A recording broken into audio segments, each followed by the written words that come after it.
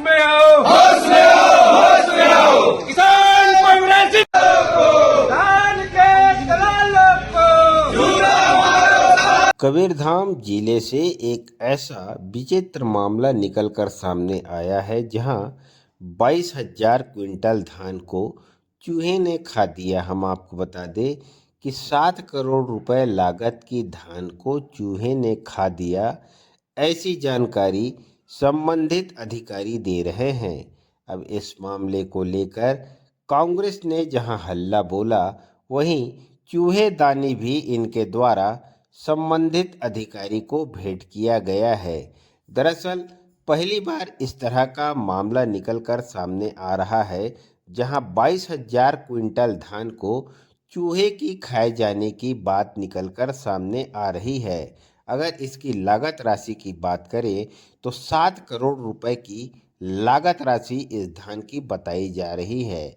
इस पूरे मामले को लेकर खबर योद्धा की टीम ने आज जहां प्रदर्शन में पहुंचे कांग्रेस के पदाधिकारियों से किसानों को विजय शर्मा होश में आओ, होश में आओ, होश में आओ। विजय शर्मा होश में आओ, होश में आओ, होश में आओ। बोलो कांग्रेस पार्टी जिंदाबाद, कांग्रेस पार्टी जिंदाबाद, कांग्रेस पार्टी जिंदाबाद, कांग्रेस पार्टी जिंदाबाद। विजय शर्मा होश में आओ। आप लोगों को भी जानकारी होगा कि चूहों ने 7 करोड़ का धान खा दिया। ये बड़ा अतिशयोक्ति लगता है और मैं तो शुरू से कहता आया हूँ कि भारतीय जनता पार्टी किसान की हितैषी हो नहीं सकती। वो हमेशा किसान की विरोधी रही है और 7 करोड़ का धान खाना ये कहीं ना कहीं एक शंका पैदा करता है कि इसमें कहीं ना कहीं घोटाला हुआ है।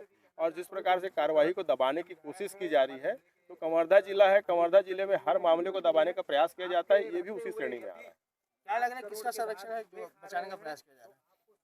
देखिए, जितनी भी कार्रवाई स्टार्ट होती है लेकिन उसको किसी न किसी दबाव में रोक दिया जाता है। तो निसंदेह कवर्धा जिला गृह मंत्री का जिला है, तो गृह मंत्री का दबाव ही होगा, इसलिए संबंधित व्यक्ति को बचाया जा रहा है।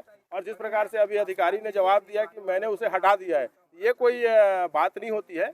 अगर 7 करोड़ का धान चूहों ने खा दिया है तो ये हम लोगों को तो जमता नहीं है, ये कहीं ना कहीं घोटाले की ओर संकेत है। और उस समय जो संबंधित अधिकारी थे उससे इसकी वसूली होनी चाहिए और उस पर कड़ी से कड़ी कार्रवाई होनी चाहिए। चूहा जाल जो है आप लोगों ने भेंट किसके पीछे कारण किया?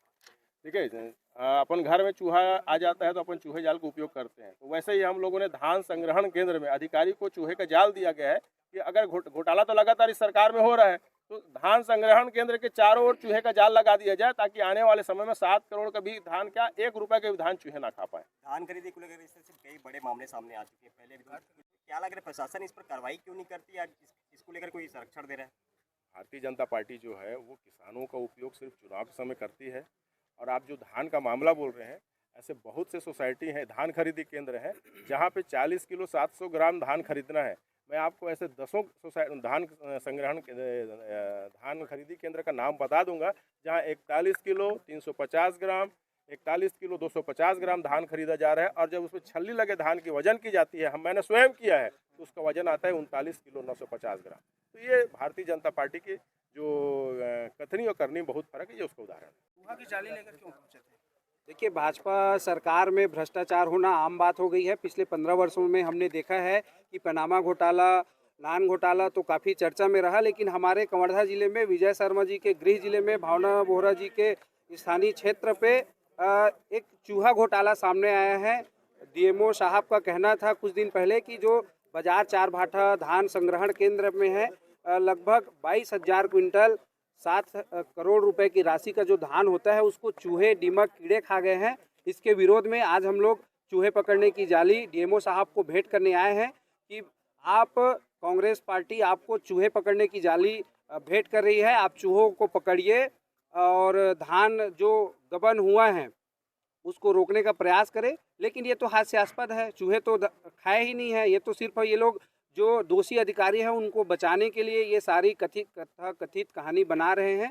हमने ज्ञापन के माध्यम से एसआईटी जांच की मांग की है और जो तत्कालीन प्रभारी उस संग्रहण केंद्र के थे उसके ऊपर एफआईआर दर्ज कर राशि वसूलने की मांग की है।